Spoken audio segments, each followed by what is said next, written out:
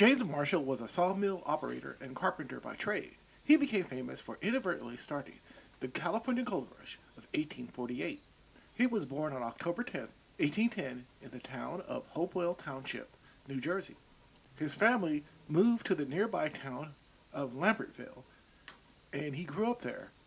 His family house became a museum for the town in 1970. Marshall left New Jersey in 1834, and like many other young men, headed out west to seek fame and fortune. He spent over 10 years in the Midwest trying to make a living as a farmer in Indiana, Illinois, and Missouri before nearly dying of malaria in 1844.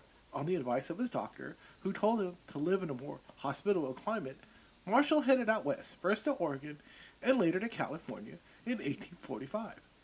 James Marshall arrived at Sutter's Fort in July of 1845 and planned on making a living in the area which was known as New Helvetia.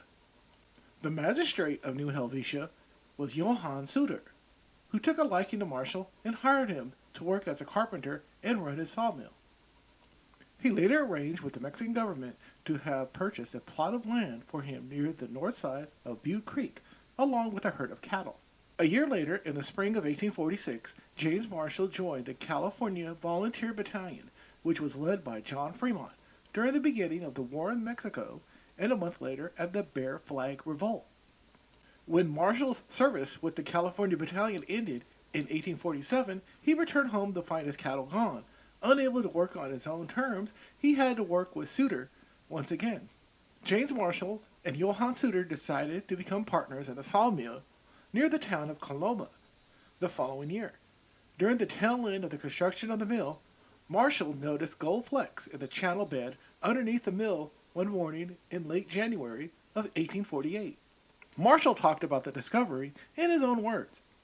I picked up one or two pieces and examined them attentively, and having some general knowledge of minerals, I could not call to mind more than two which in any way resembled this: iron, very bright and brittle, and gold, bright yet malleable.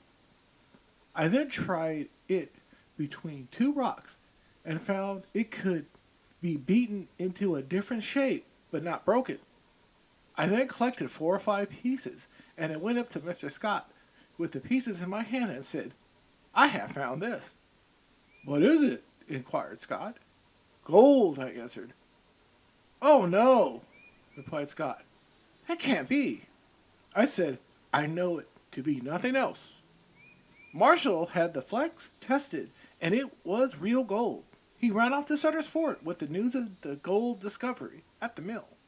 Sutter had the gold retested, and it was 96% pure, but it couldn't have happened at a worse time.